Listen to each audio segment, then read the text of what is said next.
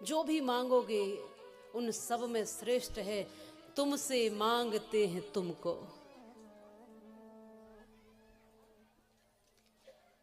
इसलिए मंदिर में हम जाते हैं तो भगवान से मांगने जाते हैं। भगवान से मांगना और भगवान को मांगना, इन दोनों बातों में अंतर होता है।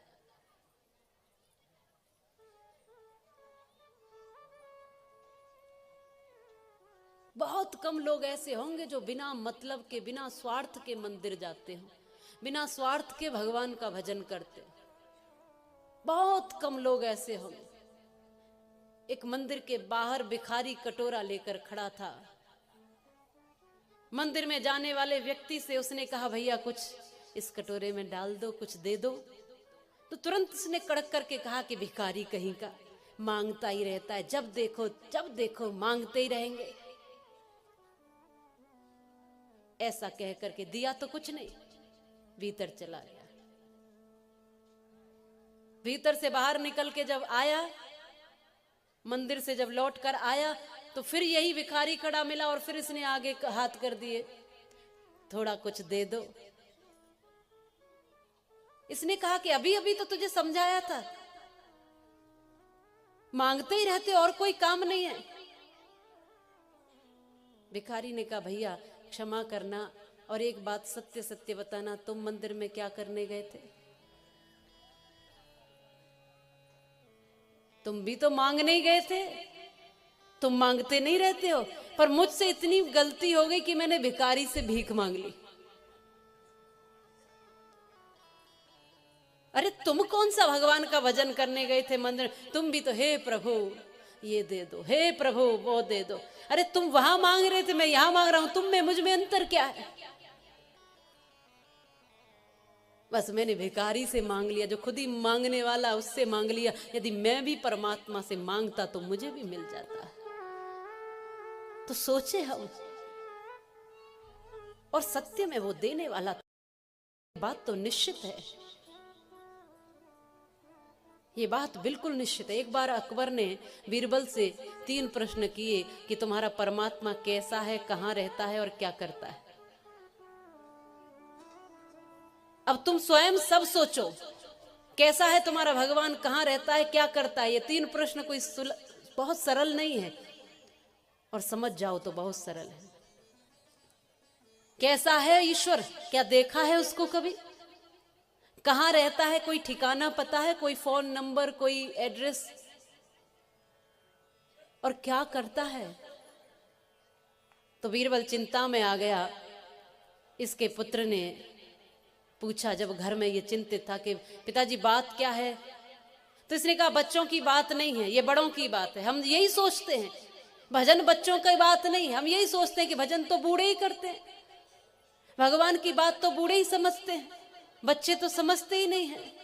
और इसलिए तो बच्चों को हम भक्ति के पथ पर शुरू से आगे रखते ही नहीं हैं। हम सोचते हैं, हम सब यही सोचते हैं कि देखो भजन करेंगे बुढ़ापे में, जवानी में कमाएंगे, बुढ़ापे में हाथ पैर तो हिलेंगे नहीं, भजन कहां से करो।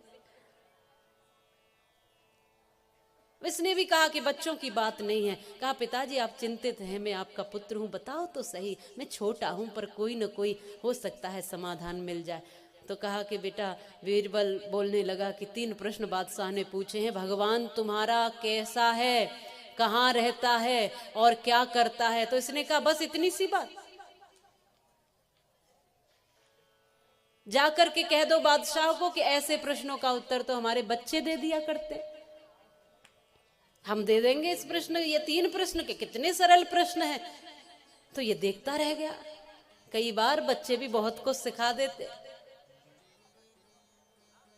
तो कह दिया जाकर के, और दूसरे दिन ये बालक सभा में पहुंच गया। बादशाह ऊंचे आसन पर बैठा है, ये बालक सामने खड़ा हुआ। बादशाह ने कहा अच्छा तुम मेरे प्रश्न का उत्तर दोगे, अच्छा बताओ तुम्हारा परमात्मा कहाँ रहता है। तो बालक ने कहा कि महाराज हमारे यहाँ ऐसी परंपरा नहीं है कि कोई आए और उसको आते ही प्रश्न पूछने लग जाए। अरे पहले जलपान पूछते हैं, पहले स्वागत सम्मान करते हैं, तब जाके भगवान के विषय में कुछ पूछते हैं। तो कहा चलो बताओ क्या सम्मान करें तुम्हारा, क्या मंगाया जाए, तो इस बालक ने कहा कि दूध मंगा दो। अब दूध का कटोरा आ गया। अब दूध के कटोरे को इस बच्चे ने हाथ पर रखा और दूसरे हाथ की उंगली से बहुत देर उंगली को घुमाते हुए कुछ ढूंढता रहा। तो बादशाह ने पूछा, क्या ढूंढ रहे हो? बच्चे ने कहा, इस दूध से घी निकालने का प्रयास कर रहा हूं। बादशाह ने कहा, ये मेरे प्रश्न का क्या उत्तर देगा?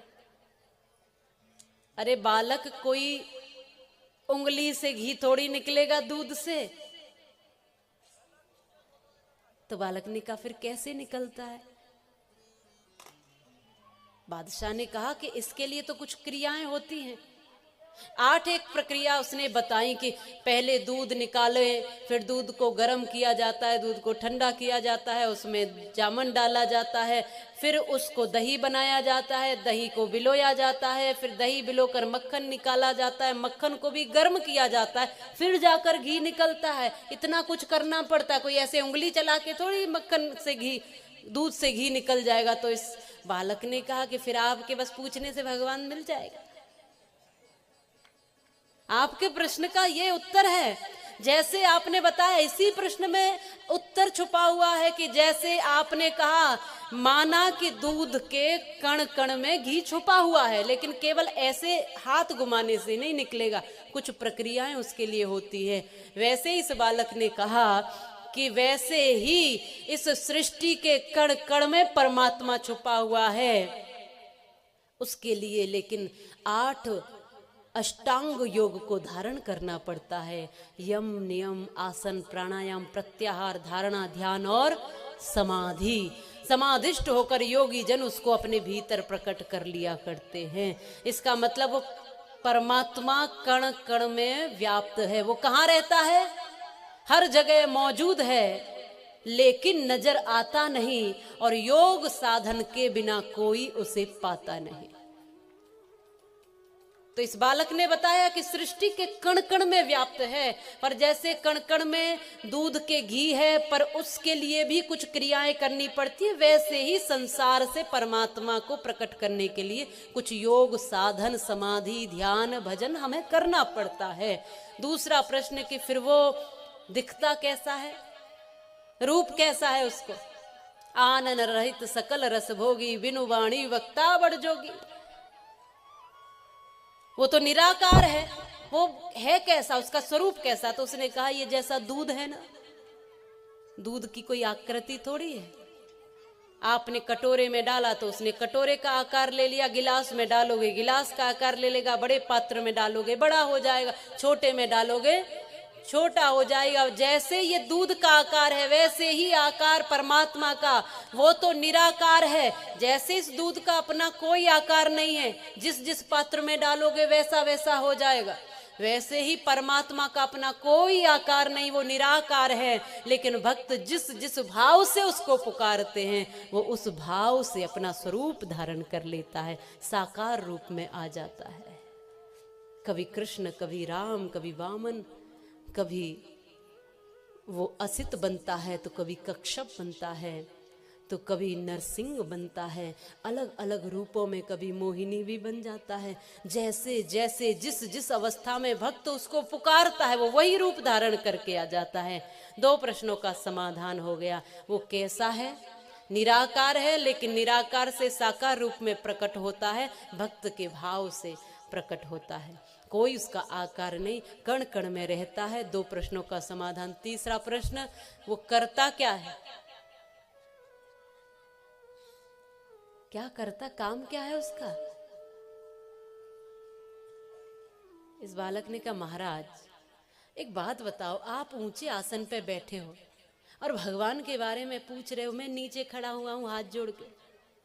अब ऐसा कहीं देखा है? हमारे यहाँ ऐसी परंपरा नहीं। हमारे यहाँ तो जो भगवान के बारे में कुछ बोलते हैं, ज्ञान देते हैं, उनको ऊंचे आसन पर बिठाते हैं, और जो श्रवण करने वाले हैं, चाहे कोई कितने भी बड़ी उम्र के हों, वो नीचे बैठते हैं श्रोता बन करके। हमारे यहाँ ये प्रक्रिया है, आप ऊंचे आसन पर बैठ करके सवाल कर रहे हो और मैं नीचे से भगवान के बारे में बता रहा हूँ, ये ठीक नहीं है। तो कहा कि कोई बात नहीं, मुझे पता नहीं था। तो बादशाह नीचे उतर के आ गया। कहा, बालक तुम तब तक मेरे आसन पर बैठ जाओ। वो ऊंचे आसन जो उसका सिंहासन था उस पर बिठा दिया और स्वयं हाथ जोड़कर खड़ा हो गया। बताओ बालक, तुम्हारा परमात्मा क्या करता है? उसने कहा, मेरा परमात्मा यही तो करता है, नीचे वाले को ऊपर और ऊपर वाले को नीचे। ये किसकी हिम्मत थी कि तुझ बादशाह को कोई गद्दी से उतार दे? ये परमात्मा ही करने वाला है जिसने तुझे उतार दिया और मुझे वहां बिठा दिया। राजा को रंक और रंक को राजा, न जाने वो कब बना दे, ये उसी के हाथ की बात है। ये वही कलाकार है, वही ये सारी कारीगरी और करामात करता है। कब किसको कैसा कराना है, कब क्या कराना है, कब किसको उठाना है, किसको गिराना है, ये उसी का काम है। एक पल में फकीर से राजा बना दे, एक पल में राजा से नीचे धूल में मिला दे, ये उसका काम है, वही करने वाला है। ये तीनों प्रश्नों का उत्तर मिला। इसलिए आप ध्यान रखें, करता भी वो है, कराता भी वो है, सारे जगत को चलाता भी वो है, वही परमात्मा है। तो जब करने कराने वाला वही है, तो हम क्यों फिर व्यर्थ में अहंकार लिए बैठे हैं? क्यों फिर हम सबको दुखी करते हैं, परेशान करते हैं? क्यों दूसरों का छीनते हैं? क्यों सबको कष्ट देते हैं? क्यों बुरा कर्म करते हैं? क्यों सत्कर्म नहीं करते? जब सारा कार्य वो करता है, फल देना उसके हाथ में, तो क्यों हम स्वयं श्रेय लेते हैं? फिर चिंतन करो कि हम न तो कुछ लेकर आए और न कुछ लेकर, ये हम में से प्रत्येक व्यक्ति जानता है, प्रत्येक व्यक्ति, लेकिन जानने के बाद मानता नहीं है। जानता तो है। किसी ने कहा है कि इस दुनिया में तुमने खूब कमाए हीरे मोती, पर एक बात याद रखना, कफन में जेब नहीं होती।